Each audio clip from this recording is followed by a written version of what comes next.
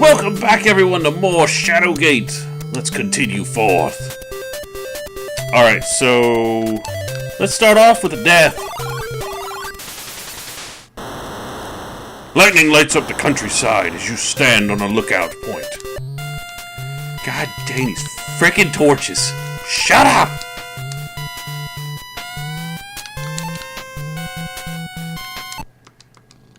There's awesome music going on, frickin' crap going on. It's a pot of gold! The leprechaun must have skipped town! Well, I want some gold! Thump.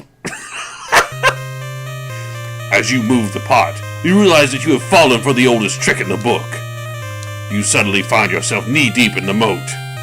It seems that the alligators really enjoy your company. God dang it. This frickin' game. Alright. So what we gotta do now. Oh no, I will get the thing up here. Okay. Where is it? Okay. What you wanna do is use the lightning rod here.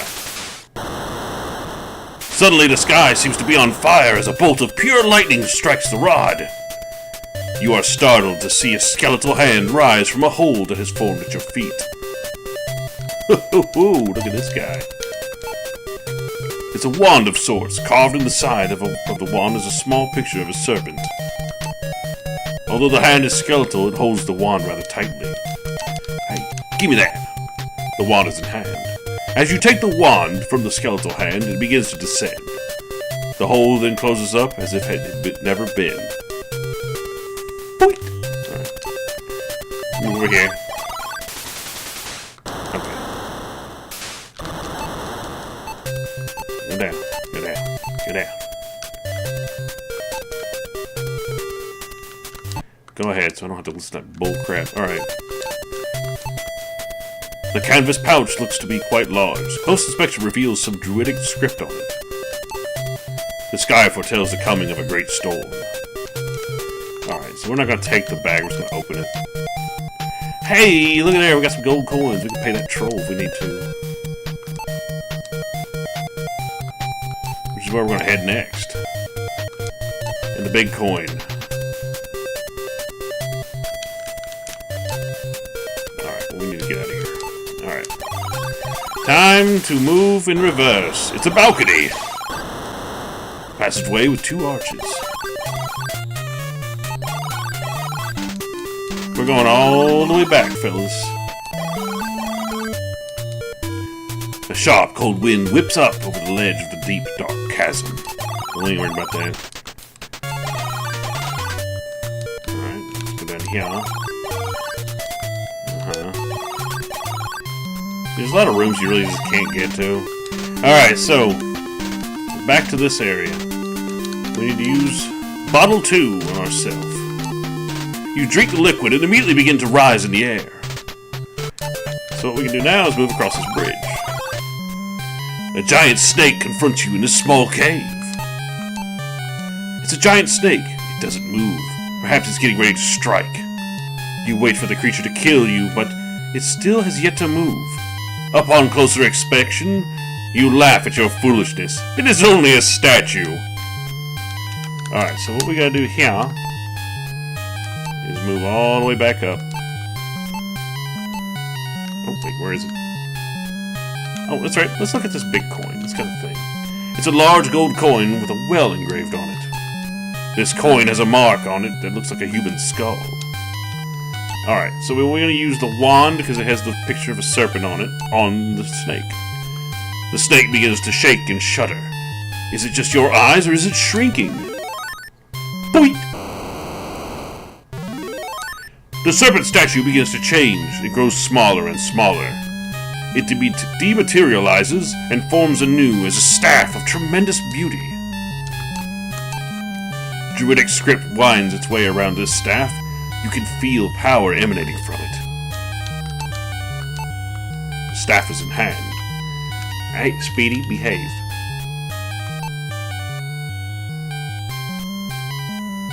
Do I have everything for that thing? That's plain. No, I don't have everything yet. Okay, so we'll wait on that. Alright. Suddenly you feel heavier than you did only a moment ago. It's the only use for bottle 2. Alright, so let's go up here. Go across. And we go across. Uh-oh! The troll says you must pay a toll of 1 gold coin. Alright, douchebag, I got you covered this time around. Sorry about the chucking that spear at you. I see you're holding it now. Oh, wait. Use. Him. The troll says that the toll has just been raised to 2 gold coins. Pray I do not change the deal any further. The troll says, I've changed my mind. I won't let you cross my bridge after all. The troll then picks up the bridge, causing you to fall into the chasm. Thump. The Grim Reaper's waiting below. Alright. So, guy's being kind of a douche. Alright, so let's get him out here. So what we gotta do is we gotta sneak past him. So we do that with this. As soon as the magic is invoked, you lose sight of yourself. You're as invisible as the wind. And we sneak past him. Scumbag! Alright, so that's what we need a Humana for. How that's a stealth spell, I don't know. Alright, we're going on for the last part of the game here, boys. You're in a small throne room. A skeleton wearing a gold crown sits on a throne in front of you. Although he looks dead enough, this royal skeleton sends shivers down your spine. There seems to be something in his hand. Yeah, it's this thing.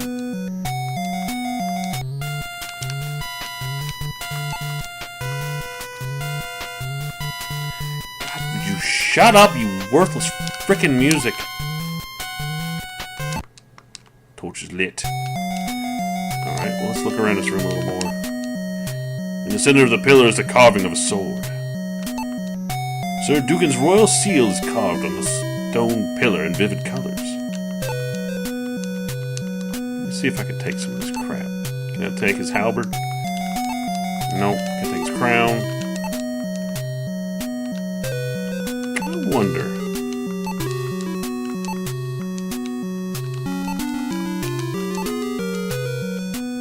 Alright, so what we gotta do... Where is it? I'm gonna use the scepter. It does a thing! As soon as you give the scepter to the skeleton, the seal on the pillar lowers. You can now see a ring-shaped hole. Oh, guess what we put in there? The flippin' ring. The ring fits perfectly. The throne magically rises, revealing a secret passage. Well, let's go! This hallway is made of large granite slabs. Alright, let's go over this way. Without thinking, you jump through the opening and immediately hear a loud click. Suddenly, the granite slab above you gives way and crushes you beneath it. It breaks every bone in your body. I think it's going to do a little more than that. Alright, so... You can't go that way.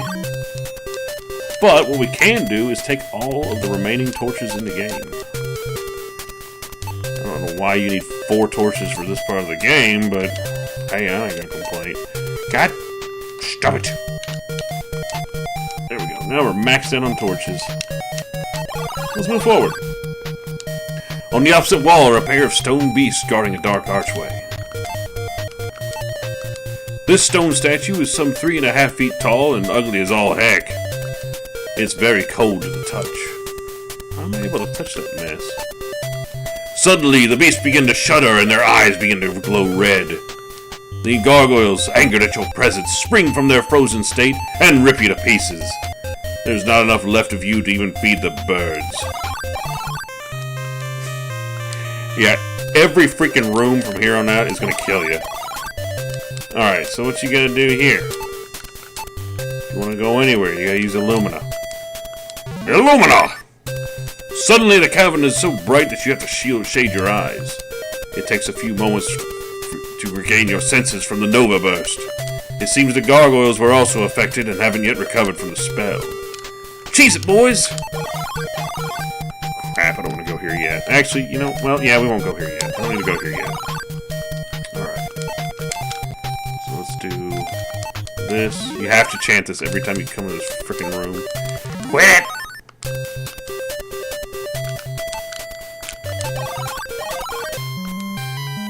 Sulfurous fumes rise from the hot molten lava from 30 feet below you. Swimming would not be wise. This huge statue is made of precious metals. It holds a basin of smoldering coals. Shut up. It's very dark.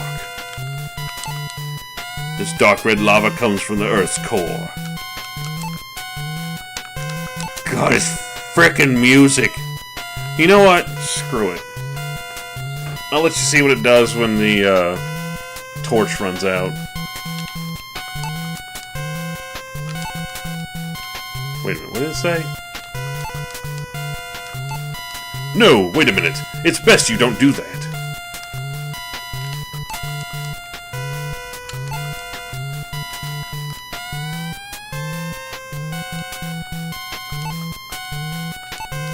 Nothing happened.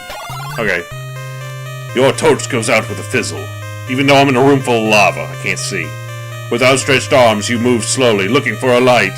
Suddenly, you trip over something. Smash! You fall face first to the floor. And that kills you. Somehow. It's so stupid. Alright, so that's what happens when your torch goes out. It's so stupid. Doesn't make any sense, especially in a room like this. Alright.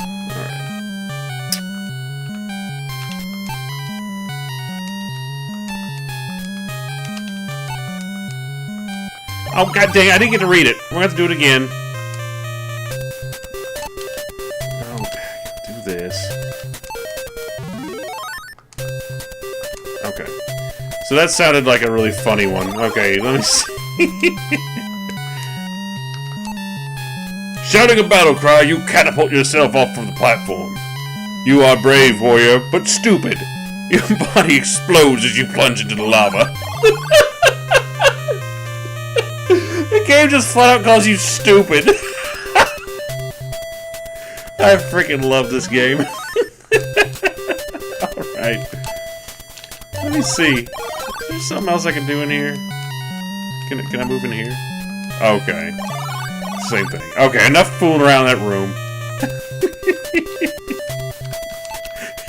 You're brave but stupid and you explode in the lava. Oh, I miss games like this. Alright, so all you have to do in this room is just use Motari. The statue lowers and a large platform rises out of the lava. You now have a way across. That's right! Get the frick out of the way. Yeah, we are really just about done with this game. Stalagmites surround this room like the cavernous jaws of a huge beast. Oh, let's see what's down here. You woke the sleeping god from his beauty sleep. He decides to eat you for his breakfast. Just a random monster in a hole, yeah. Just jumps out and claws your face off. What are you looking at there? It's a very large and deep pit. Okay. That's a strong-looking metal cylinder. It's a finely crafted wooden handle. There are 3 handles here, side by side. Okay, so this is pretty easy. You go... If you know the pattern, it works. God dang it, cat. Okay, that worked. I was like, do I remember this? And I did. Scree! The cylinder lifts with a shuddering sound.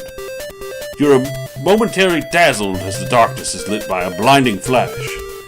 The silver orb is revealed. God dang this frickin' torch! Shut up! Right. Take the orb. As soon as you remove the orb, the cylinder closes. Alright.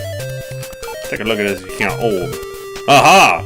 It's an orb made of silver. Its glowing surface causes your skin to tingle.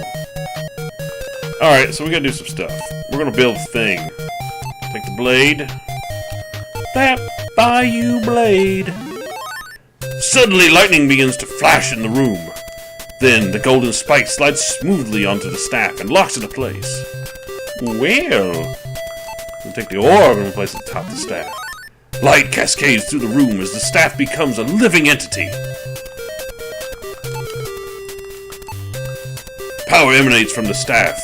The three are now and forever one. We have the Staff of Ages, so we're gonna go beat the gang now. So that's what we're gonna do. Alright. I'm gonna go chant another spell.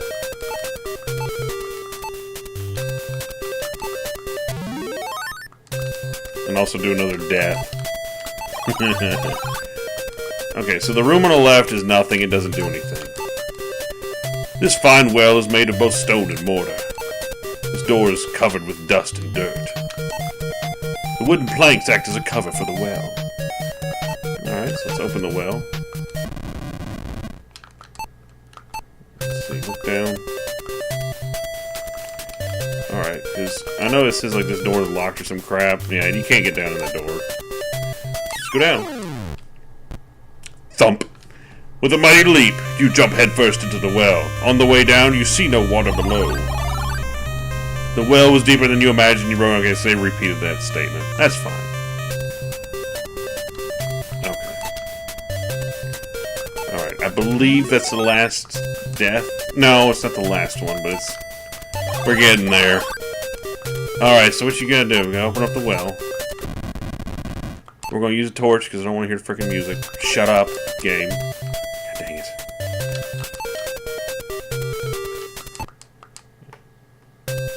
I don't want to hear it. And we take the big coin and we chuck it in the well. As soon as you throw the coin into the well, a huge wind erupts from within. It reminds you of the small dust devils you see in the autumn months. Now we can jump down because there's an updraft to slow our fall. The swirling winds carry you down the deep well and sit you gently into the cavern below. You stand above a beach looking down upon a river.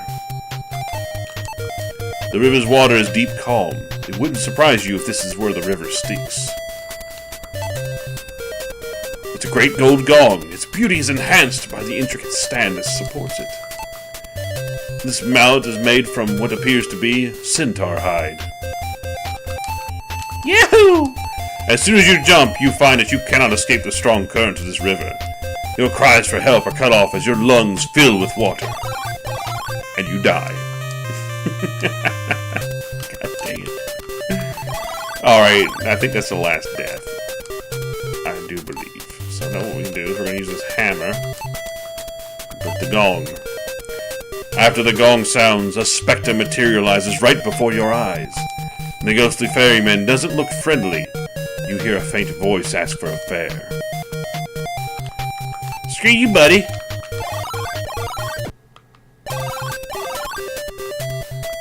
Oh. Well. Can I attack this guy? I want to know. Use our warhammer on him. Okay, it won't let you. Alright. So he's asking for a fee. This is what the gold coins are for. The ferryman takes the coin and gestures you to board quickly. So, I'm gonna move on to the boat. You climb aboard the tiny raft and soon reach the opposite bank. A stone skull stands against the far wall, screaming silently. For some reason, you get the feeling you are standing on sacred ground. Let's take a look at everything. The jaw of the skull is made of polished stone. Hot, dry air emanates from the hull. The shape of a sword is carved in the left pillar. The shape of the crown is carved in the middle pillar. The shape of a jewel is carved in the right pillar. It's a polished stone slab with an odd-shaped niche cut out of it. Basically, that's where we put the talisman.